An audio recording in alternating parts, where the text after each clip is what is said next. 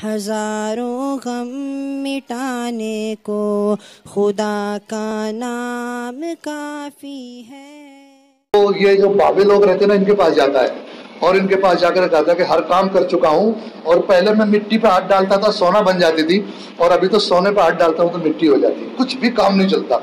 अब वो समझे, वो बताते हैं कि नहीं, तुझ पर किसी ने कुछ कर लिया है। और वो कहे किसने किया?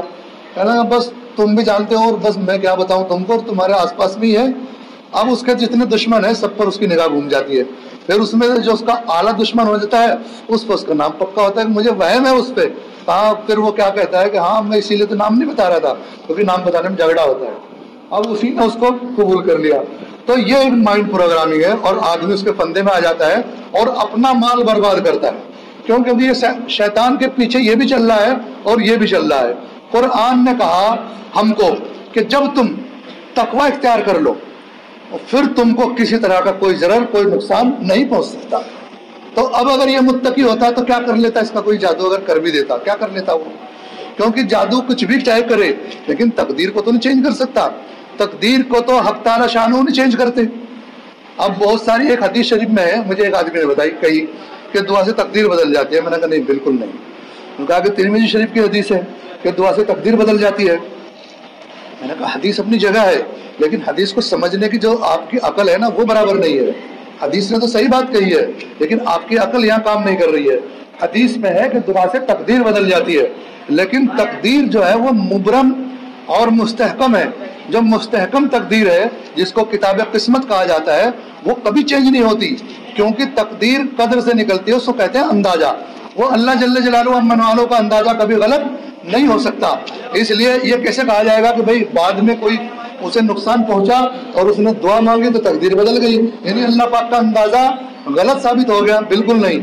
बल्कि ये भी तकदीर ही में लिखा हुआ है कि फला वक्त पे फला आदमी इसके लिए दुआ करेगा, या फिर ये खुद ही दुआ करेगा।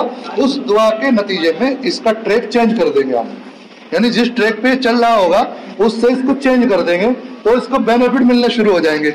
आपने देखा होगा बाहर ट्रेन जब गुजरती है और वो ट्रैक चेंज करते हैं, तो मामूली सी वो ट्रेन की जो लाइन होती है, बहुत मामूली सा होता है वो, बिल्कुल बहुत बारीक सी, उससे वो हल्की सी उस पर पहिया आता है उसका व्हील, और वो चेंज हो जाती है और पूरी ट्रेन का रुख चेंज हो जाता है। तो ये जो ट्रेन का रुख चेंज हुआ, बहुत मामूली सिस्टम से हुआ। तो अल्लाह ताला शानू ने वो मामूली सी चीज तकदीर में लिखी हुई है कि ये एक वक्त में आएगा, दुआ करेगा मजबूर होकर के, और फिर हम इसके ट्रैक को चेंज कर देंगे और यहाँ से इसकी लाइन बराबर हो जाएगी।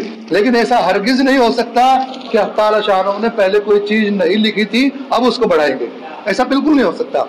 हुजूर अलैहिस्सलाम की पाक हदीस का मफहूम है कि तकदीर जिस कलम से लिखी गई थी, उस कलम में अब स्याही नहीं है, वो सूख चुकी है, खत्म हो चुकी, यानी वो नया चेंज करने के लायक ही नहीं बचा।